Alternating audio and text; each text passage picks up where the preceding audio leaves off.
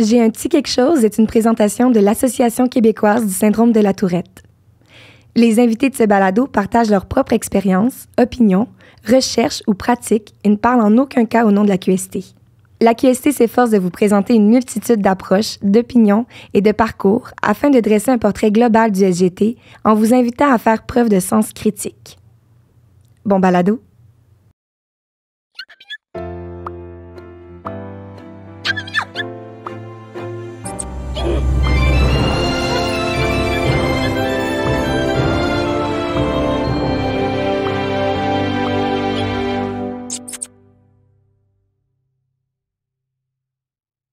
Hey, bienvenue tout le monde à J'ai un petit quelque chose, un podcast en collaboration avec l'Association québécoise du syndrome de la Tourette. On est David et moi, Andréane, vos animateurs. Puis, vous avez déjà pu voir dans un autre épisode, vous avez pu comme apprendre à nous connaître davantage, David et moi, le fait qu'on vit avec la Tourette et qu'on a comme but de démystifier ça. Puis aujourd'hui, on a comme invité Coralie Beaulieu. Yeah. Allô! On est vraiment très, très contents et contents de te recevoir à notre podcast parce qu'on a beaucoup de questions. Ouais, beaucoup. On a beaucoup de questions, puis je pense que les auditeurs également ont beaucoup de questions concernant qu'est-ce que c'est, que la Tourette, tu sais, on en parle beaucoup, mais... qu'est-ce que c'est? Mais juste avant, on aimerait ça apprendre à te connaître davantage. Oui. Donc là, je pourrais laisser mon co-animateur à un moment donné jaser, là. Je fais juste... Je te laisse... OK, c'est bon. Je te laisse, non, c'est pas Je suis sur une bonne lancée, là. Non, mais présente-toi. C'est quoi ton parcours scolaire et tout? Ben, moi, c'est Coralie. En ce moment, je suis étudiante au doctorat en psychologie à l'UQAM, sous la supervision de Julie Leclerc, qui est quand même spécialisée là, dans le syndrome de la Tourette. Oui, on l'adore, Julie. On t'adore, Julie. Petit message. Petit message. Avant ça, sinon, j'ai fait mon bac en psychologie à l'Université Laval. Puis avant ça, j'ai fait une technique en travail social au cégep. OK, mais t'as quel âge? Excuse si c'est pas indiscret. 46 ou... 52 ans. Non, j'ai 25 ans. J'adore. Non, t'es toute plus jeune que moi, puis que lui. Que lui. Que lui. Vieillard à côté. Là. Ben, c'est ça, j'ai quand même comme fait mon parcours assez... J'ai pas vraiment pris d'espace entre chaque... Tu sais, j'ai fait ma technique, après ça, j'ai fait mon bac, après ça, j'ai rentré au doctorat comme... OK. Tout one shot, fait que... Ça a vraiment été ça. Mais est-ce qu'on peut, dans le fond, plus tard, on peut t'appeler docteur? Comment que... Oui, c'est ça, hein? Ça va être docteur Beaulieu? Exactement. Nice! Hey, ça fit. Ah, j'ai hâte. Mais en fait, c'est que il faut que finir le doctorat pour ça. Donc là, en ce moment, je suis à ma 3e année. À l'UQAM, le doctorat, c'est environ 5 ans que ça prend. Fait que là, il me reste 7 années, puis comme 2 autres. OK. Nice. Après ces 3 ans, vous pourrez m'appeler docteur. Oh, Donc, yeah. on peut t'appeler futur docteur Oui. Beaulieu. Futur docteur Beaulieu. J'adore ça. Mais, dans le fond, ta formation était principalement en psychologie et pas psychiatrie, là, vraiment. Non, c'est ça. Psychologie, parce que dans le fond, la psychiatrie, c'est plus une branche de la médecine. Fait qu'il faut faire des études en médecine. OK. En psychologie, c'est comme psychologie clinique. Donc, moi, je sais qu'en psychologie, on peut faire soit clinique et recherche ou seulement clinique. Mais moi, je suis plus axée sur la clinique seulement. Cool. OK. Fait que plus le côté pratique. Génial. Ouais. Puis c'est quoi ton lien avec l'Association québécoise de la Tourette? Oui, la QST. Ben, en fait, en 2021, au printemps, j'avais postulé pour... Il y avait comme une offre pour les journées pop à Longueuil. OK. Puis j'avais envoyé mon CV, j'avais rencontré Estelle, tout ça, pour faire une entrevue. Puis là, finalement, le service à Longueuil, c'était pas offert, vu que là, il y avait déjà d'autres journées pop ailleurs. OK. Mais j'avais fait les camps Scarabée pendant l'été. Fait Et que, tu étais sous le nom de... Lotus. Oh, yeah. Oui, donc j'ai fait en 2021 les Docteur 2 Lotus. camps. Docteur Lotus. J'aime ça. C'est genre le fou du roi. Je vais changer mon nom de camp quand je finis J'avais mon une bulle dans la doctorat. tête, j'ai dit, faut que ça sorte. Là. Je peux pas, sinon je vais le tourretter tantôt. Là. Docteur Lotus! Docteur... Aïe, Ok, c'est bon, on en revient à nos fait moutons. rire. Excuse-moi. Docteur Lotus.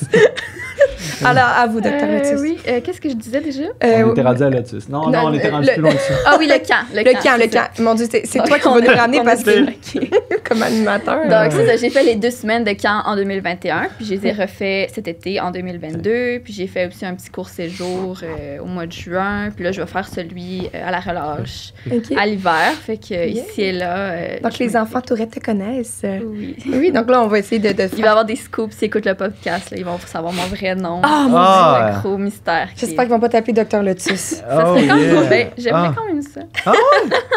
Puis ton lien avec le SGT, en fait, est-ce que tu connaissais ça avant? Est-ce que c'est... Ouais, ben en fait, avant de commencer mon doctorat, je connaissais vraiment pas beaucoup ça. Ok, Je connaissais la base, comme on apprend au bac.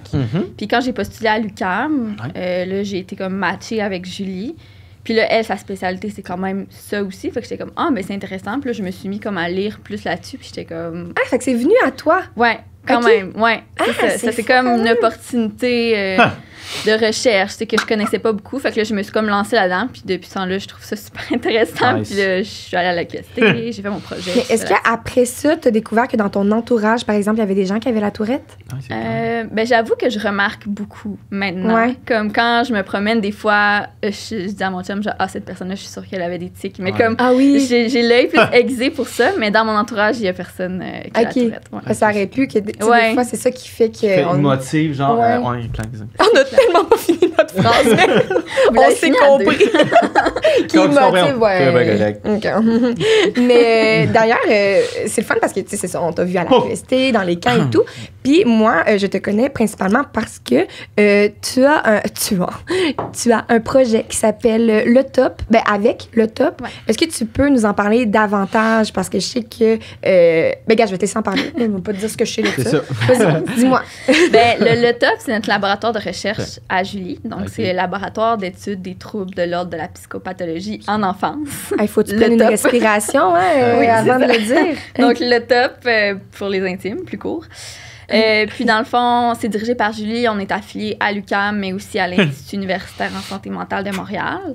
OK. Puis, en ce moment, je crois qu'on est peut-être 9-10 étudiants au doctorat dans le laboratoire. On a aussi une coordonnatrice de recherche. On a des étudiants au bac en psychologie aussi qui s'intègrent dans le labo à travers différents ateliers d'observation ou des petits travaux de recherche ici et là. Okay. Fait que ça ressemble à ça pour le LETOP. Puis à travers le LETOP, dans le fond, quand tu es inscrit au doctorat en psychologie, tu dois faire un projet de recherche. Okay. Donc, soit d'essai si t'es en clinique ou de thèse si t'es en recherche et clinique.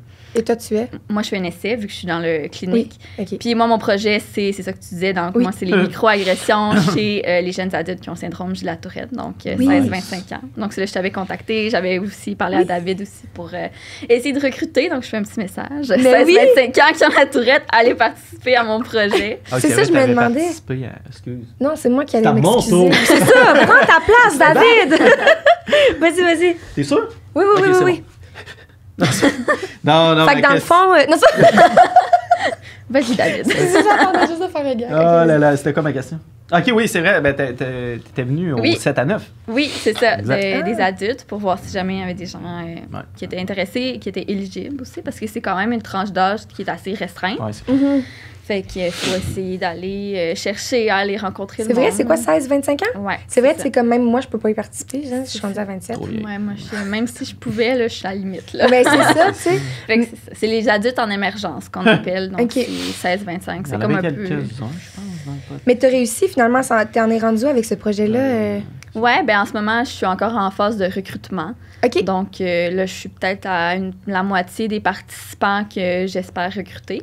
Donc, ça va quand même bien, mais je continue. Je cherche encore le plus de participants. Mais oui. Donc, www.letop.com. Vous pouvez aller voir toutes les infos des projets de recherche de notre labo, tout ce qui est en cours, tout ce qui a déjà été fait, des infos sur tous les membres du labo. Tout est là. Mais génial, on va clairement mettre ça aussi dans le lien. Dans le lien, exact. Ouais, dans la description du podcast de cet épisode-là. D'ailleurs, c'est moi qui ai créé le site web. Donc, wow! Écoute! Je me vante un peu ici. Hey, vas-y, girl! Nice.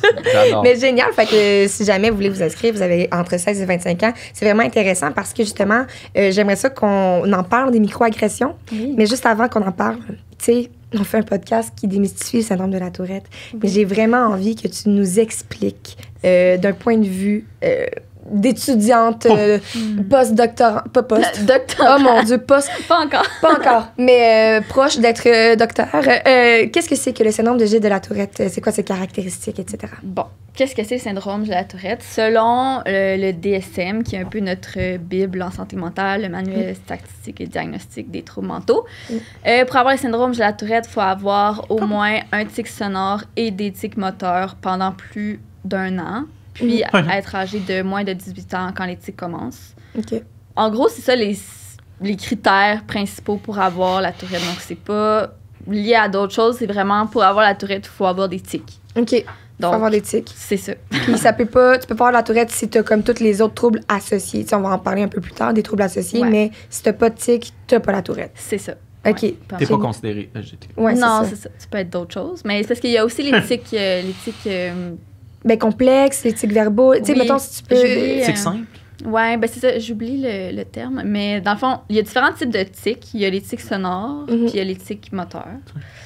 Les tics sonores, c'est toutes les David, il bruits. n'y a pas ça, là.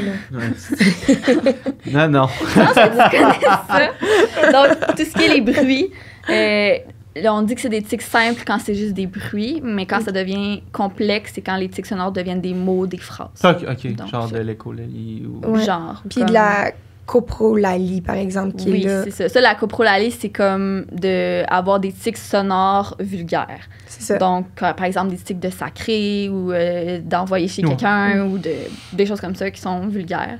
Puis avoir la Tourette, c'est pas nécessairement juste sacré. Merci. Non, Clarifier. Non, c'est ça. tu sais, ça existe, oui, puis il faut vraiment pas mettre ça de côté, j'imagine, mais comme ce n'est pas que ça. Ouais, ben il y a environ 10 à 15 des 10 à personnes 15%. qui ont la Tourette qui ont de la coprolalie. OK. Fait que c'est quand même un pourcentage important. Ben oui, c'est ça quand même. Tu sais, il y a quand même beaucoup de gens qui vivent avec ça, puis c'est vraiment Ouais. pas facile. Mais Mhm. c'est quand même pas juste ça, puis c'est vraiment pas la majorité. Fait que Ouais. il y a un peu l'entre-deux. Là. OK. Puis là, t'étais rendu, je pense, quand c'est sonore, complexe, écolalie, coprolalie, puis quand C'est c'est... ça. Moteur, simple, c'est quand un groupe de muscles, typiquement. Fait que, mettons, cligner des yeux, tourner le cou, bouger un bras, c'est simple. Mais quand ça devient complexe, c'est quand il y a plusieurs groupes de muscles. Donc, je sais pas, moi, sauter, s'étirer, donner des coups, des choses comme ça qui impliquent comme plusieurs parties du corps, là, ça devient plus complexe. Faire un front flip, là. Tu sais, j'ai déjà vu quelqu'un faire ça. Qu'est-ce que c'est un tic? Ouais, il était sur son divan, il devait vraiment faire un front flip. Ah, c'était impressionnant. Dans l'auto, comme Ça serait un tic assez complexe. Je crois que c'est complexe, Oui. bien sûr. Mais tu sais, se faire mal aussi jusqu'à, j'imagine, scarfiner ou... Ouais, c'est ça. Ben, c'est sûr que ça va pas nécessairement avec le type. Tu sais, ça peut être un tic simple de juste comme frapper sur une table, mettons, mais ça peut faire mal. Fait. Ouais, c'est ça. Quand Ok. on parle de sévérité, quand, mettons, c'est des sévérités. OK, ouais. Ah, ouais. Un tic qui est plus... C'est des tics plus sévères si la personne en vient à se blesser en faisant ses tics, puis à avoir des douleurs. Fait que Ouais. la sévérité C'est comme un autre... est évaluée avec ça, ouais. OK, non, mais juste un exemple. Admettons, je fais ça comme ça. Oui. Il vient de cogner sur sa table pour ceux qui l'écoutent en audition. Il y en a beaucoup qui font ça, là. Ouais. OK, c'est considéré comme Ben, un c'est ça, tic normal ou c'est Un juste... tic moteur. Ben, en fait, c'est que la sévérité... Ça peut être blessé. c'est ça? Ouais, c'est parce que j'ai travaillé aussi en recherche en évaluant les tics de certaines personnes. Fait que, il existe des questionnaires où est-ce qu'on va évaluer à quel point le tic est sévère. Fait que, mettons, est-ce que ça passe quand même inaperçu, le tic, ou est-ce que c'est super voyant, ou est-ce que c'est tellement voyant puis la personne en vient à se faire mal ou à avoir des douleurs. Ok, je comprends. Okay. Fait que c'est sûr que si c'est juste de cogner sur la table, c'est pas très sévère. Mais si la personne avait se cogner la tête sur le mur sans arrêt jusqu'à avoir une poque dans le front, C'est pas drôle, excusez, ça me fait rire. ça devient un peu plus sévère. Ouais. OK. OK. C'est plus dans ce sens-là. Ok, je Les comprends. conséquences pour la personne. un Ah peu ouais, non, aussi. c'est ça, exact. Ouais. Je Fait qu'au moins, on a démystifié enfin qu'est-ce que c'est que la Tourette. Merci beaucoup. Non, c'est pas vrai. comprends. Ouais, c'est ça. Non, mais en fait, toi qui as étudié, qui fait des recherches présentement, surtout avec des personnes qui ont la Tourette, est-ce que tu en es venu avec une conclusion de comment réagir, comment agir autour des personnes qui ont la Tourette? Est-ce que A, on leur crie après, B, on... Non, c'est vrai. Ah, ben c'est... B, on... Ouais. Ben, comme, je vais faire un petit disclaimer. Comme pendant le podcast, c'est sûr que je vais parler peut-être de généralité ou de trucs que j'ai vus en général ou selon la recherche, mais comme c'est vraiment unique à chaque personne. OK. Tu sais, il y a certaines personnes qui vont aimer qu'une personne leur dise telle affaire, une autre personne qui aimera pas ça. Fait que c'est vraiment comme plus individuel. Donc, moi, je vais juste dire des généralités, mais ça se peut que ça s'applique pas à toutes les personnes qui ont la Tourette. C'est très bien, une chance que tu le dis, parce que c'est vrai, Ouais. la Tourette, c'est pas la même pour tout le monde. Il y a autant de manifestations de la Tourette qu'il y a de personnes qui ont la Tourette, en fait. C'est vrai, ouais. Comme, c'est unique vraiment à chaque personne. OK. OK.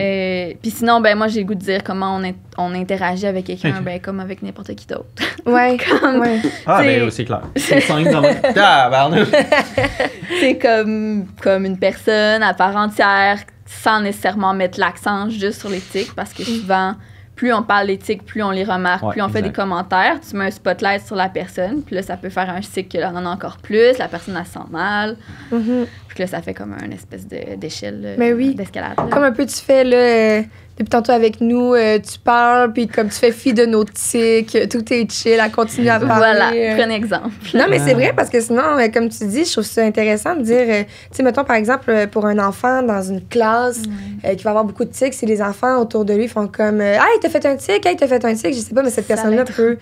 C'est ça, comme tu dis, allumer un spotlight, c'est vraiment une belle image. Non, c'est ça. Puis comme, c'est sûr que ça, si on parle plus des enfants en classe, c'est sûr que là, on commence à parler, peut-être de donner de l'info aux autres élèves, faire un petit atelier dans la classe pour comme un peu démystifier, parce que c'est sûr que pour les enfants, ça paraît un peu étrange, comme un enfant qui se met à faire des tics. Fait que juste de démystifier ça, des fois, ça permet d'éteindre le spotlight, comme on dit, qui fait qu'il là, il peut faire ses tics tranquilles, puis il peut rester concentré. Alors que si à chaque fois qu'il y a un tic, quelqu'un dit « Ah, t'as un tic, comment tu veux qu'il se concentre pour écouter? » De sensibiliser les autres, en fait. C'est ça. Sensibiliser les autres à... C'est ça. Sensibiliser les autres. On dirait que j'étais comme, je sais pas quoi dire. Sensibiliser les autres, dans le fond, à ce qu'un de ses collègues de travail ou juste... comment réagir, justement. De comment réagir. Là, interagir avec les autres. Puis, c'est vraiment important, en fait. Là, puis, il faut faire de l'éducation. Je suis sûr qu'il y a beaucoup de monde qui n'a pas connu ça là, encore là, dans leur école ou dans leur entreprise ou au travail. Je pense que c'est comme la base. C'est vrai. Est-ce que tu l'as dit un peu, là, mais tu sais, c'est pas tous les tics qui sont nécessairement apparents. Comme tu disais tantôt, ça devient un peu des tics qui sont simples, dans le fond, quand il n'est pas apparent. Ben, pas nécessairement. Tu sais, mettons, on a les tics sonores, les tics moteurs. C'est sûr que les tics sonores, ils vont être en général plus apparents parce qu'on les entend plus. Puis c'est ça, typiquement, qui va peut-être plus déranger dans une classe quand l'enfant il est plus jeune. Fait que ça, c'est sûr que ça va être des fois plus remarqué. Tandis que les tics moteurs, ça dépend. Il y en a qui sont un peu plus apparents quand tu fais des gros mouvements et tout, mais il peut en avoir des tics moteurs où est-ce que c'est plus comme de serrer le ventre ou de bouger les orteils. Où est-ce que là, la personne, elle va le faire, mais ça va passer complètement inaperçu. OK, je comprends. Fait que ça veut pas dire que si tu vois la personne devant toi puis tu vois pas de tics, ça veut pas dire qu'elle en a pas. Parce que soit c'est des tics qui sont pas nécessairement apparents, ou soit comme parce qu'il y a aussi une certaine période de temps que la personne peut peut-être se retenir pour faire les tics. C'est unique à chaque personne aussi. Il y en a qui peuvent se retenir pendant 2 minutes, il y en a qui peuvent se retenir pendant 2 heures. Ça dépend. OK, puis... Fait que c'est ça. Pas capable. Mais c'est... non, hein? Mais ça dépend de chaque personne, excuse-moi, ça me faisait penser à justement encore l'exemple d'un enfant, un élève à l'école, que lui, il y a des tics, peut-être qu'on voit moins, que mettons par exemple, je sais pas, c'est comme tu disais, les orteils par exemple. On le voit pas, on se dit comme, OK, il y a pas la tourette, quoi que ce soit. Puis, est-ce que les tics peuvent changer pour arriver une autre fois, puis là, il y a un tic qui est apparent, puis là, c'est comme, OK, tu cherches juste attention, par exemple. Ouais, ça, c'est vraiment ce qui est touché un peu avec la tourette, c'est que même dans le DSM, donc le manuel des troubles mentaux, c'est écrit dans la description du diagnostic que les tics peuvent croître et décroître en fréquence. Donc, ça se peut que pendant 2 semaines, tu n'aies pas de tics, puis après ça, 2 semaines après, là, tu te mets à avoir un autre tic, puis l'autre semaine d'après, ben, ce tic-là, il est parti, mais tu as un autre qui est apparu, puis l'autre d'avant, il est revenu, puis tu sais, c'est vraiment comme ça peut changer du tout. C'est pour ça que quand on utilise des outils, des fois en recherche plus pour mesurer les tics, on parle c'était quoi tes tics dans la dernière semaine. Parce que v'là 2 semaines, c'était peut-être différent. V'là 1 mois, c'était peut-être différent. Fait que là, c'est sûr que ça, c'est une particularité que c'est quand même important de connaître parce que, comme tu disais, si moi je vois quelqu'un, je suis comme ah ben là, comment ça fait 2 mois ça fait 2 mois je te vois puis tu t'ai jamais vu faire ça. Pourquoi maintenant tu cherches normalement l'attention? Bon, ça c'est une microagression d'ailleurs. Mais mais oui, mais on peut en parler en même temps. Moi, c'est vrai, tu sais, comme peut-être justement vu qu'on est rendu là, une petite parenthèse là, justement les microagressions. Ok, parle-moi-en comme tant qu'à être là-dedans, quand on a des tics, se faire dire comme c'est tellement difficile être un enfant puis se faire dire ah mais t'as pas la tourette, tu cherches l'attention ou quoi que ce soit. Tu sais, y a-tu d'autres exemples comme ça? Ben c'est sûr que moi, mon projet de recherche, c'est comme le premier qui se fait dans sur ce sujet-là. Là. Fait qu'à date, dans la littérature, il n'y a pas grand-chose qui se fait. Il n'y a rien par rapport à la tourette par rapport à ça. Fait que moi, c'est ça que je veux voir. T'sais. Est-ce qu'il y en a qui vivent ça? Puis, à date, ce qu'on voit dans la littérature scientifique, ben on voit que les personnes qui ont des troubles de santé mentale, comme, mettons, bipolarité, dépression, anxiété, peuvent vivre des microagressions. Les personnes qui ont un handicap physique visible peuvent vivre des microagressions. Donc, moi, je me dis pourquoi les personnes qui ont la Tourette pourraient ne pas en vivre, parce que c'est un peu un trouble de santé mentale, puis c'est aussi quelque chose qui est assez visible comme un handicap pour la plupart des personnes. Puis je me dis, basé là-dessus, moi, mon hypothèse, c'est que oui, les personnes qui ont la Tourette, ils vivent des microagressions.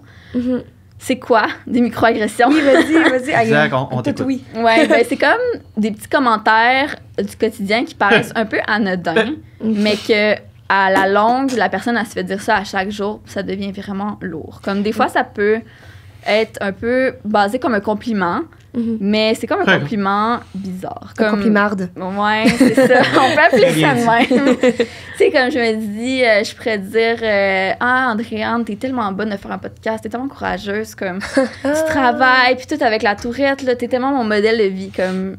Okay, ouais, oui, c'est un compliment, mais en même temps, c'est comme de. C'est ça. On reprend les termes. C'est comme si, dans le fond, à cause de la Tourette, tu pourrais pas faire toutes ces choses-là, mais j'insinue ça dans mon commentaire. Ou, tu sais, comme on disait tantôt, ben, t'avais pas de tic la semaine passée, c'est pas vrai que t'as la Tourette, ou comme. Mais oui, j'ai une question. Ouais. Est-ce qu'un regard peut être une microagression? Ouais, ben, moi, je pense que oui, parce que, tu sais, quand tu regardes croche quelqu'un, c'est quand même assez. Ben, c'est sûr que ça dépend, parce que... C'est ça dépend. Il y a beaucoup de zones grises, parce que, tu sais, les microagressions, souvent, ce qu'on voit dans la littérature, c'est que la personne n'a pas nécessairement l'intention de dire un mauvais commentaire, mais ça ressort quand la personne qui la reçoit, elle se sent mal. Fait que, tu sais, si tu regardes vraiment croche quelqu'un, en même temps, tu voulais quand même... c'est quand même volontaire. Oui, c'est un peu moins subtil. Fait que je sais pas si j'irais jusqu'à dire une microagression, mais... C'est ça. C'est pas évident à pas gentil. Ouais. On veut pas ça, on essaie d'éviter. C'est ça. Mais je trouve ça tellement pertinent parce que dans le fond, surtout, là, je pense tout le temps à l'école. Je sais pas pourquoi. Je sais pas ce que j'ai aujourd'hui, là, l'école. Mais surtout, les jeunes doivent beaucoup en vivre avec, comme tu dis, des enseignants qui veulent juste être gentils, mais qui vont dire comme, hey, mais je sais pas, par exemple, parce que c'en est une. Oui, ça, tu sais, genre, c'est comme dérangeant. Ou puis, tu sais, les autres élèves autour qui sont comme, voyons, tu sais, t'es bizarre. Puis, c'est tellement difficile. Puis, c'est là que l'enfant, j'ai l'impression, puis même adulte, là, je veux dire, je nous mets là-dedans. Puis, même au travail. Ouais. Même au travail, n'importe qui, mais ça fait en sorte qu'à un moment donné, on se dit, ben je veux plus les faire, fait qu'on se retient. Mais je sais que ça, c'est pas la meilleure solution de les retenir, mais est-ce qu'il y a une façon de les contrôler, par exemple? Ben, c'est sûr que là, je commence à me répéter, mais c'est unique à chaque personne aussi. Mais c'est sûr qu'il y en a qui sont capables de retenir les tics, mais souvent, ce que ça va faire, c'est qu'après, ça va comme exploser un peu, tu sais. Souvent, ce qu'on voit à l'école, c'est, mettons, des jeunes qui ont pas tant de tics à l'école, puis là, ils arrivent à la maison, puis là, ça explose. Ils sont fatigués, plein de tics, les crises, tout ça, parce qu'ils se sont retenus toute la journée. Puis là, les parents ont une expérience qui est comme difficile, mais à l'école, tout va bien. Fait que là, les profs sont comme « Ah, mais ça doit être vous le problème. » Ah, mon Dieu! C'est comme « OK. » Quand tu connais pas la Tourette, c'est sûr que ça doit être le genre de choses que les parents doivent vivre, j'en suis certaine. C'est sûr. Puis j'ai oublié la question. Ben non, mais c'était exactement ça. Est-ce qu'il y a une façon de les contrôler, oui, en fait? C'est ça. Tu disais que, genre, durant la journée... C'est ça. Puis c'est sûr qu'il existe comme des thérapies comportementales, cognitives comportementales qui existent, notamment Julie Leclerc. Oui. Ma directrice de recherche, elle a créé, qui est encore en processus de recherche, mais elle a créé comme une thérapie pour aider à diminuer les tics. Donc, ça s'appelle Face aux tics. OK. Puis, dans le fond, ça consiste à travailler un peu sur la relaxation, contrôler un peu les muscles. Donc, serrer les muscles, détente.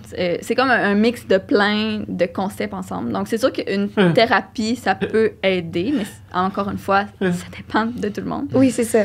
Puis, il y a toujours... Des fois, on voit la possibilité d'essayer de rediriger des tics. Par exemple, je sais pas si j'ai un tic de sortir la langue puis de faire des grimaces. Ben, je vais essayer de faire comme le mouvement inverse puis d'essayer de transférer le tic en comme, mettons, serrer les dents. Il faut rentrer la langue, mais je comprends pas. C'est comme essayer d'utiliser les mêmes zones pour que ça te procure le même sentiment que tu as bien fait ton tic, mais comme que ça soit moins dérangeant. OK. C'est comme... Ouais. mettons, un enfant qui aurait un tic de comme cracher à terre, ben là, c'est quand même dérangeant socialement. Fait que je sais pas, moi, cracher dans un mouchoir ou comme, tu sais, comme prendre un mouchoir comme si tu mouchais ou genre, c'est ça, des choses comme ça. Fait essayer de comme camoufler ou des fois, c'est des choses qui peuvent aider comme socialement, là. Mais pourquoi il faut absolument le faire? Ben, c'est ça. Ça, c'est un faute. Excuse-moi, je te prends une question surprise de même, mais comme, tu sais, pourquoi faut vraiment comme, tu dis, on va le changer tant qu'à ça, à vouloir le contrôler, mais pourquoi on a besoin de le faire, tu sais, ce tic-là? Ben, c'est sûr que je suis pas une spécialiste comme en neuropsychologie, neurologue, tout ça, mais comme le fait d'avoir des tics, c'est que ça vient du cerveau. Il y a des zones en lien avec l'inhibition qui sont mal développées ou pas assez bien développées. Il y a des problèmes dans ces zones-là. Ça va briser. Vous avez des problèmes. On a des problèmes. Donc, c'est comme... C'est plus difficile de se retenir, de retenir qu'est-ce qu'on dit, de retenir qu'est-ce qu'on fait, mais comme à l'extrême, parce que là, on parle de mouvement puis de parole complètement. Donc, c'est vraiment ça. Puis, des fois... Je lisais une étude la dernière fois aussi, c'est que quand, mettons, il va y avoir un TDAH associé à la Tourette, ben là, l'impulsivité va être encore pire. Fait comme... Ça l'explique tout. On a compris la vie. Fait comme, des fois, ça peut arriver. Mais ouais, en fait, c'est comme un des problèmes dans les zones d'inhibition. Là. OK. Fait que c'est quand même... Il y a vraiment quelque chose de scientifique qui se passe, là. C'est pour tout le monde. Tu sais, comme tu dis, c'est quand même différent pour tout le monde, mais on a tous besoin, les personnes, je veux dire, qui ont la Tourette, de faire le tic, tu sais. Mais comme tu dis, on peut le contrôler avec des techniques comme... comment que ça s'appelle, excuse-moi? Ben, la thérapie, je parlais, comme face au tic, mettons. Là, face au tic, c'est ça, OK. Puis ça, c'est une thérapie, je pense qu'il y a comme cognitivo-comportemental. OK. J'étais pas pire, je pensais que j'allais dire n'importe quoi. OK, c'est génial. Puis donc, il y a ça, mais est-ce que tu connais d'autres moyens de contrôler ces tics? C'est une bonne question. Peut-être que vous pourrez m'en dire plus là-dessus que moi, parce que personnellement, j'ai pas de tic. Je sais pas qu'est-ce que ça implique de gérer avec ça comme au quotidien. Oui, j'avoue. Mais tu sais, je reviens à ta question de comme pourquoi on devrait tant que ça se contrôler comme... Je pense que c'est un peu la vision de la société. Tu sais, veux pas, inconsciemment, tout le monde essaie d'aller dans le moule, tu sais, de pas trop dépasser, d'être comme un peu comme tout le monde. Fait que là, une personne qui a des tics, ben c'est dérangeant, faut la lisser, là. Faut comme la rendre dans le moule. Fait que c'est pour ça qu'on dit des fois... Parce que des fois, c'est vrai que ça va être dérangeant, tu sais, comme un jeune, je sais pas moi, qui crache par terre, comme je disais tantôt, tu sais, c'est pas si grave, mais ça peut devenir dérangeant. Si le jeune, ben là, il n'y a pas d'amis à l'école, ça va pas bien, tu sais, comme... Socialement, en fait, c'est ça qui fait... Je pense que c'est surtout ça, le côté social, parce que, en tant que tel, la personne qui a des tics, elle fait ses tics, puis c'est correct, mais c'est après ça, les autres te perçoivent d'une certaine manière, fait que... Ouais, c'est une très bonne réponse, c'est vrai, tu sais, comme pourquoi on devrait autant les contrôler? Je veux dire, nous, c'est parce qu'on est tannés, ça nous fait mal et tout, mais comme socialement, c'est vrai que... En tout cas, c'est comme faut rentrer dans un moule, comme tu dis, rentrer dans un cadre. Puis, est-ce que tu avais... Parce que moi, j'ai une question, mais je suis en train de me dire que je suis en train de tout poser. Non, c'est pas grave, je vais poser les autres. OK. Non, je te laisse. Mais, non, mais je me demandais juste, est-ce qu'il y a des périodes qui font... des facteurs qui font en sorte que nos tics peuvent augmenter, par exemple? Ben, c'est sûr que c'est unique à chaque personne. Oui. J'aime que tu le répètes, c'est parfait. Oui, c'est ça. Mais comme, tu sais, mettons, il y a certains moments, mettons, une personne qui va être plus stressée ou qui va vivre plein d'émotions ou qui va être fatiguée. Mais ce genre de situation-là, peut-être que ça peut augmenter ou diminuer les tics. Il y a certaines personnes, mettons, si elle est stressée, elle n'en aura pas. Ou une autre, elle va être stressée, elle va en avoir plus. OK. Ou comme... c'est ça. Comme ça dépend vraiment de chaque personne. Il y en a que certaines situations, ça va les aider comme se concentrer, faire une tâche précise, il va en avoir moins. Alors que d'autres, quand il faut qu'ils se concentrent, c'est là qu'ils en ont le plus. Fait que c'est...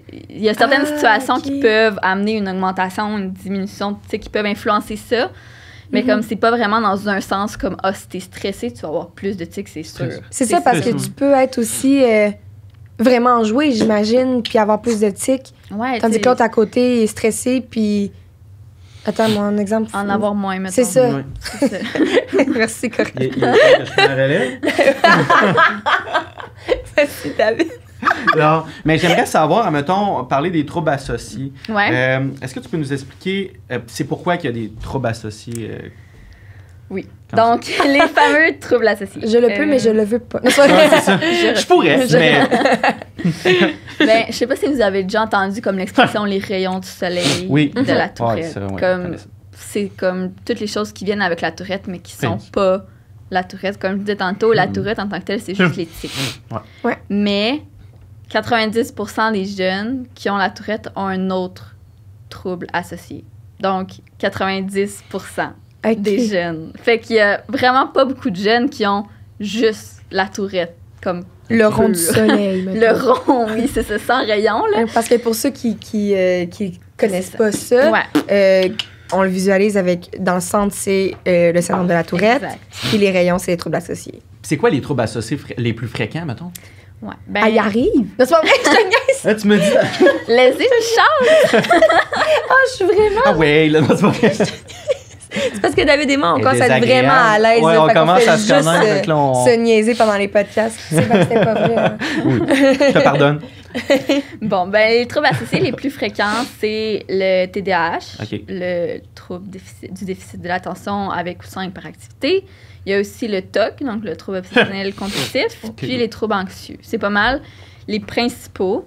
Mais il y en a souvent d'autres aussi, là, comme le trouble du spectre de l'autisme, trouble de comportement, trouble de position, trouble d'apprentissage, trouble de l'humeur. OK, moi, je Tu peux pas mal avoir un mix de plein de choses. Ça peut être un bon, une bonne... comment on dit ça? Un bon all dress, là, genre... Ouais. Moi, je dis all dress. Mais c'est ça, en fait, je pense que j'ai pogné ça de toi. Fait que je t'ai juste copié. Aucun mérite. J'ai volé ton histoire. Ouais, fait que c'est assez rare. C'est surtout le TDAH là, qui est comme le plus quand même associé. C'est quand même rare de voir un enfant qui a la tourette sans TDAH. OK. Ah ouais. Fait que souvent, le TDAH, il vient avec la tourette, là. Souvent. OK. Comme je disais, je veux dire, 90% des cas ont au moins un autre trouble. Donc, TDAH, TOC, trouble anxieux, etc. Puis les autres ont juste la tourette, en fait. Le 10%, mettons. Le 10%. Mais c'est super rare. Mais j'en connais. T'en connais? Oui. Je connais des gens qui ont juste la tourette et qui n'ont pas de trouble d'apprentissage, rien de ça. Qui donnent des noms? C'est pas vrai? Non, ça va être... On veut des noms. Le 10%. Mais moi, j'ai une autre question. Est-ce que je peux y aller? Non, mais comment on intervient justement avec les gens qui ont plusieurs troubles associés comme ça, tu sais, pour... tu sais, tantôt, on parlait un peu pour les tics, mais pour vraiment les aider dans leur quotidien et tout, là, tu sais. A, on leur crie après. B, A. Ben, dans le fond, c'est ça. Faut faire attention parce que les troubles associés, comme je l'ai dit tantôt, c'est 90% des jeunes. Fait que c'est la grande majorité. Moi, je suis d'avis qu'il faut quand même faire attention de ne pas tomber un peu dans le piège des stéréotypes, des étiquettes. C'est comme, si je vous donne un exemple, là, mettons, j'arrive à mon premier camp scarabée de la QST, mes premiers jeunes qui ont la tourette, je vois mon groupe, j'ai accès à mes dossiers, puis là, je regarde mon premier dossier. OK, tourette, TDAH, crise de colère, anxiété, trouble obsessionnel compulsif. Là, je regarde ça, qu'est-ce que je me dis? Oh mon Dieu, ça va être difficile, hein? Ce jeune-là, ça sera pas facile. Mais après ça, quand tu rencontres les jeunes, le 3/4 du temps, je me rappelle même plus qui a quel diagnostic. C'est comme je te vois avec leurs forces et leurs limites personnelles. Parce que rendu là, ils sont pas limités juste par leur liste all dress, comme on disait. Là. Ils sont vraiment plus que ça. Puis, oui, c'est utile d'avoir les diagnostics pour comme décrire les difficultés d'une personne. Mais mettons, dans un contexte d'intervention, c'est sûr que ça peut t'aider à comprendre certains comportements que le jeune va avoir. Mais il faut pas... Moi, je pense qu'il faut pas comme tomber dans juste voir ça puis dire « Ah, c'est un Tourette, donc il va faire ça, puis ses forces, c'est ça, puis ses limites, c'est ça. Attends, mais t'as pas vu le jeune encore. » C'est ça. Comme il faut considérer le jeune comment il est. C'est ça, il se définit pas juste ses étiquettes, mettons. Faut le voir aussi. Tu sais, des fois, il y en a plein, justement. Le dossier que j'ai dit, ben c'était peut-être tous mes jeunes qui étaient dans mon groupe, qui avaient plusieurs difficultés. Puis quand j'arrive, ben la plupart fonctionnent très bien. Ben oui. Ben oui, c'est sûr. Puis ils ont une super belle semaine au camp, puis comme... Il n'y a pas de problème. Mais si je m'étais limitée à comme, oh mon Dieu, tous mes jeunes, ils ont un trouble d'opposition, ils ont tout un TDAH, je vais passer une grosse semaine. Tu sais, comme là, tu te mets à stresser, c'est comme, faut un peu se distancier de ça. Il faut aller au-delà de seulement les diagnostics qui sont écrits sur la feuille.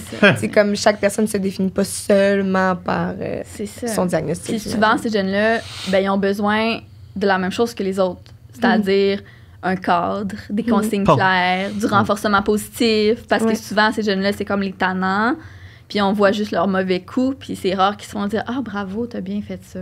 Des fois, juste ce commentaire-là, oui, c'est important. Ça va faire « Ah, mon Dieu, je me sens... » Puis juste ça va créer un lien avec le jeune.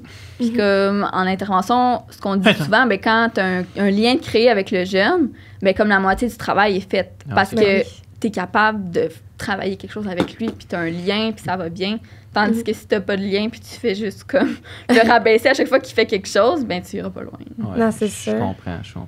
Puis est-ce que, mettons... Est-ce que tu allais dire quelque chose? Non. Non.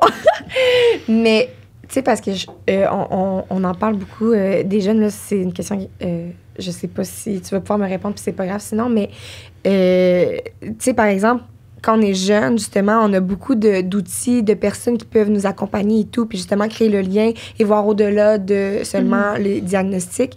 Mais quand on est adulte, tu sais, je veux dire, c'est dur de se faire accompagner, justement, et se faire dire des petits commentaires comme ça. Je sais pas où je veux vraiment en venir avec ma question, mais comme étant adulte, avec, tu sais, mettons, comment tu peux aider autant une personne adulte qu'une personne qui est plus jeune avec ça? C'est sûr que souvent, comme... Moi, dans mon projet, mettons, je m'intéresse au 16-25, en partie parce que quand les jeunes, ils grandissent, ben, on s'y intéresse plus en recherche. Ils sont adultes, ils vont faire leur vie. Ça, je trouve ça intéressant en recherche. Mais comme, tu sais, il faut pas les oublier, puis ils vivent quand même avec certains défis, puis ils peuvent vivre des difficultés, puis ça veut pas dire qu'ils sont adultes, qu'ils sont bons pour tout gérer. Puis surtout qu'il y en a qui sont diagnostiqués, tu sais, plus tard, là. Ouais. Fait que, tu sais, il faut quand même leur donner des réponses. Oui, c'est ça. Fait que, oui, il faut s'y intéresser. Puis c'est sûr que c'est pas autant facile parce que quand t'es jeune, souvent, t'es quand même bien entouré. Tu as l'école, les services, tes parents, tout ça. Quand t'es adulte, des fois, t'es plus au milieu de travail. T'as moins de personnes, justement, qui vont venir te faire du renforcement positif. Mais tu peux... Ton patron, ce serait le fun. Ben, les patrons qui le font, on respecte ça. Oui. Avoir du renforcement positif. On peut le faire par nous-mêmes. C'est bon à tous les... Ben, tu t'en viens sur ce que j'allais dire. OK, parce que moi, j'en fais pour moi-même. Là. Fait que je suppose que tout le monde peut en faire pour eux. Oui, ben, tu peux faire de l'auto-renforcement. Exact. Qu'on dit comme... ben là, j'ai, mettons, 10 pages à lire. Il faut que je les lise, il faut que je sois concentrée, il faut que j'apprenne. Puis après, je sais pas, moi, je me permets d'aller prendre un bain, genre, comme parce que j'aime vraiment ça. Fait que juste là, tu te fais comme un renforcement toi-même. C'est externe, tu sais, comme tu vas prendre un bain, mais tu peux te féliciter toi-même, c'est prendre le temps de te donner ce que tu as besoin toi-même. C'est sûr que c'est pas toujours évident, là, ça demande beaucoup de travail. Puis je vous suggère d'aller voir un psychologue qui peut vous aider là-dedans. Ben oui, c'est sûr. Non, c'est clair. Mais dans le fond, au final, on est la meilleure personne pour s'aider, tu sais. Ouais, ben c'est sûr que quand tu connais toi-même tes difficultés, c'est plus facile après ça, tu sais, d'aller consulter. C'est sûr que, OK, moi, j'étudie en psychologie, c'est sûr que je vais conseiller à tout le monde d'aller consulter. Ah oui, c'est sûr. Mais comme, c'est sûr que ça va aider, justement, si la personne est rendue adulte, a vu des défis, ben aller consulter, ça va lui permettre de se connaître mieux elle-même, de justement pouvoir se faire du renforcement, de connaître ses forces, ses défis, se fixer des objectifs, tout ce qui est utile pour bien se sentir. Pas nécessairement avoir besoin, pas nécessairement avoir des troubles ou de quoi pour aller voir un psychologue. C'est ça. Moi, je pense que, je sais pas si je me prononce, mais pas, tout le monde devrait aller voir un psychologue. Ben moi, je suis d'accord avec ça. C'est juste un plus dans ta vie, en fait. Carrément. Ben, c'est ça. Faut pas attendre d'être comme Il y en a qui ont honte de ça. Ben, c'est ça. Moi, ça fait partie de ces tabous quand même encore. Oui, c'est vrai. On essaie de moins en moins, tu sais, avec la pandémie, la santé mentale, on en a quand même parlé un peu dans les médias. Mais c'est ça. Tout le monde devrait y aller. Puis ce que j'allais dire, faut pas attendre d'être au bout du rouleau pour y aller, ou ce que là, t'es comme rendu en dépression, plus rien va. C'est encore plus dur. Là, tu pars de plus loin, mais si tu y vas comme, ben, tu sais, j'ai quelques petits trucs qui me dérangent, mais comme, je vais y aller. Puis finalement, ça fait du bien, puis ça va t'éviter de te rendre jusqu'au bout du rouleau, peut-être. Tu sais, fait comme un peu en prévention, là. Donc, toi, plus tard, en fait, ce que je comprends, c'est que tu vas être, vu que tu es étudiant en psychologie, mais être psychologue. Ouais. Mais la Tourette, là-dedans, c'est juste que tu vas être spécialisée là-dedans.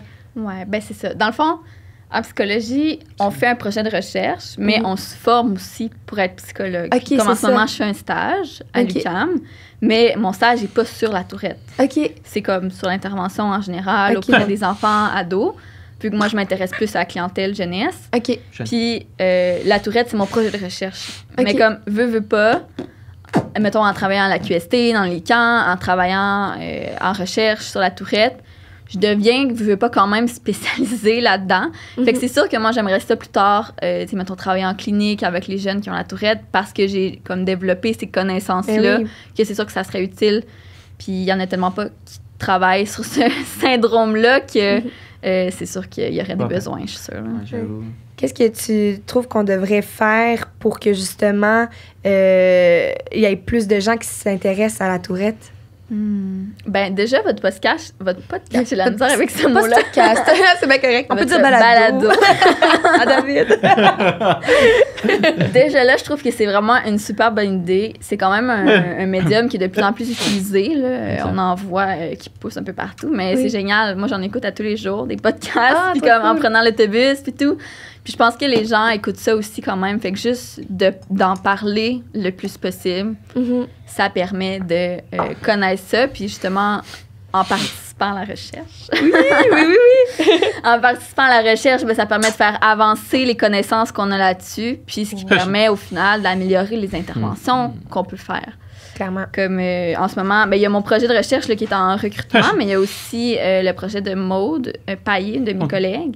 Elle, son projet, c'est sur l'exploration du rôle des émotions puis de la famille sur l'éthique et les comportements. Nice. Donc, elle aussi est en recrutement en ce moment. Puis son projet, c'est pour recruter des jeunes de 12 à 16 ans qui ont la Tourette et un de leurs parents qui participent. Puis c'est des questionnaires d'environ 15 minutes chacun. Donc, encore une fois, www.letop.com. Et c'est dans la description du podcast. Vous pouvez cliquer sur le lien. Donc, juste de participer à la recherche, c'est vraiment... Tu sais, ça fait connaître ça. Puis le podcast, la QST aussi, ils font des activités avec les familles, les pages Facebook, tout ça, les groupes d'entraide. Tout ça, je trouve que c'est des super de bonnes idées pour essayer de faire connaître ça le plus possible. C'est vraiment une très bonne réponse. Est-ce qu'il y a quelque chose qui fait que... Comme récemment, je sais pas, c'est une question encore que peut-être qui va te surprendre. Mais j'aime ça. Mais tu sais, vu que tu étudies là-dedans, puis dans le syndrome de la Tourette et tout, est-ce qu'il y a quelque chose, une information, par exemple, qui t'a surprise là, par rapport au syndrome de la Tourette? Comme, il y a ça chez le syndrome de la Tourette, par exemple. Bien, je dirais que moi, le 90%, il m'a quand même surpris. C'est comme à quel point les gens qui ont la Tourette vivent avec d'autres choses, puis comme ça fait partie un peu d'un débat, là. Je sais qu'on en parlait à notre dernier séminaire de laboratoire, que comme, tu sais, s'il y a 90% des gens qui ont la Tourette qui ont d'autres symptômes du genre TDAH, TOC, est-ce que c'est vraiment des troubles qui sont différents de la Tourette? Si 90% ont ça aussi, est-ce que ça devrait pas être dans les critères d'avoir d'autres troubles? Mais comme en ce moment, on n'est pas encore là dans la recherche, là, c'est plus comme des hypothèses de discussion et tout, mais comme ça questionne quand même que 90% ont d'autres choses, fait que ça veut dire qu'il y aurait plus. Mais comme comment l'expliquer, c'est encore vraiment pas clair là, dans la recherche présentement. Fait que on essaie encore de faire avancer la recherche, fait qu'on essaie d'en découvrir le plus. Donc la recherche serait aussi quelque chose à faire de plus en plus, là, comme inviter les personnes qui étudient là-dedans à s'intéresser plus au syndrome de la Tourette, sans s'y intéresser à d'autres sujets. Là, juste avoir un plus, tu sais, puis... Non, c'est clair. Parce que c'est ça, mais oui. Puis quand tu t'intéresses à la Tourette, veux pas, tu t'intéresses au TDAH, tu t'intéresses au TOC, tu t'intéresses à l'anxiété, tu t'intéresses aux épisodes explosifs, tu t'intéresses à plein de choses. Ben oui, clairement. Puis tu sais, je pense que les troubles associés, par exemple, mettons qu'on parle hérédité, là, genre quand il y a un parent qui a, par exemple, seulement un trouble associé, il peut quand même transmettre à son enfant la Tourette. Mettons un parent qui a un TDAH puis son enfant a la Tourette. Oui, par exemple. Ben c'est sûr que ça peut arriver parce que ce trouble-là est apparu quelque part d'une certaine manière. Mais c'est sûr qu'il y a plus de chances si tu as un parent qui a la Tourette ou quelqu'un dans ta famille que tes enfants vont l'avoir. Ouais. Mais je connais pas là, les liens, mettons, avec d'autres troubles du côté de l'hérédité, mais c'est sûr que aussitôt qu'il y a des troubles dans la famille, soit de l'humeur, des troubles neurodéveloppementaux, il y a plus de chances que les enfants ils vont en développer aussi. Fait que, juste le côté génétique. Là. Mais dans le sens où, on peut-tu appeler ça? J'ai-tu mué, moi, là? Mais on peut-tu appeler ça? Voyons! Prends une gorgée d'eau. Qu'est-ce que je vis là, moi, là? Prends une gorgée d'eau. Je suis pas capable. On va faire pareil. Oh my God, OK. Okay. Je vais réessayer ma question. Oui. On peut-tu appeler ça? Ah, merci. Une maladie mentale. Bonne question. Hey, je m'excuse, hein, parce qu'on dirait que souvent on me dit comme, ben dans le fond, t'as une maladie mentale. Ouais, mais c'est comme, maladie mentale, c'est quand même un terme qui est un peu outdated. Comme, c'est genre péjoratif. Ben, un peu, puis c'est pas vraiment le terme le plus à jour pour parler. Tu sais, on dit plus les troubles mentaux maintenant, aujourd'hui, mais comme... on en parlait un peu tantôt, c'est que oui, techniquement, c'est dans le manuel statistique et diagnostic des troubles mentaux, mais comme, est-ce que c'est vraiment un trouble mental, comme... Techniquement, oui, mais comme... C'est toujours techniquement, c'est ça, toujours techniquement, puis ça dépend aussi... C'est ça, puis ça dépend comment on le perçoit aussi, tu sais. Dans ta tête, quand tu dis trouble mental, ben là, ça devient super péjoratif. Ouais, c'est comme, oh non, moi, j'ai pas de trouble mental, j'ai la tourette, je suis correcte, là. Mais pour, tu sais, ça vient un peu du fait de, ben, on a associé trouble mental à être quelque chose de super péjoratif. Ben oui, c'est ça. Alors que c'est un dysfonctionnement du cerveau d'une certaine manière, tu sais. Tous les troubles, c'est pas mal ça. Fait que. Puis, je sais que, genre, ça non plus... Mon Dieu, que j'ai des questions surprises qui viennent de ma tête, là. J'espère que ça te déstabilisera pas, c'est pas grave. Je suis vraiment pas correcte. Non, on aime ça... Mais sens-toi bien à l'aise. Ben oui, on aime ça préparer nos invités, c'est pour ça. Mais, voyons, attends, je vais retrouver ma question. Oui. C'est quoi, toi, ta position? Ben, peut-être pas position, mais les études que vous faites par rapport à ça, mais avec la médication. Est-ce que, genre, c'est quelque chose que vous étudiez ou pas du tout? Vous êtes vraiment pas là, vous parlez plus de... Je pense que dans notre labo, il n'y a personne qui a étudié par rapport à la médication parce que c'est sûr que quand tu es psychologue, tu peux pas prescrire des médicaments. Ouais, c'est les psychiatres, c'est les médecins qui peuvent faire ça. Fait que c'est vraiment pas notre spécialité. Fait que peut-être qu'il y aurait des études là-dessus plus dans le champ de la médecine, comme quelles molécules qui sont le plus efficaces pour les tics. Mais comme ce que je sais, c'est qu'il n'y a pas de pilule miracle. Voici ta pilule pour la tourette. Non, ça serait le fun, hein? Tu sais, comme un mal de tête. Ça serait le fun, la tourette, c'est vraiment pas le cas. Puis il y a certaines... Tu sais, mettons, des fois, on va traiter plus les troubles associés avec la médication. Mettons, tu as un TDAH, puis on va donner des psychostimulants, une médication pour le TDAH. Mais des fois, les effets secondaires, ben là, ça va empirer tes tics. Mais c'est bon pour ton TDAH. Fait que là, t'es comme, merde, qu'est-ce que je fais? Erreurs. Fait que c'est vraiment beaucoup d'essais-erreurs là, pour les familles, d'essayer de trouver comme la bonne molécule pour l'enfant, pour la personne. Parfait. Je me demandais juste vraiment si en ce moment, il y avait en cours des études sur la médication, que tu étais au courant, par exemple. Mais c'est pas à ma connaissance, mais peut-être qu'il y en a.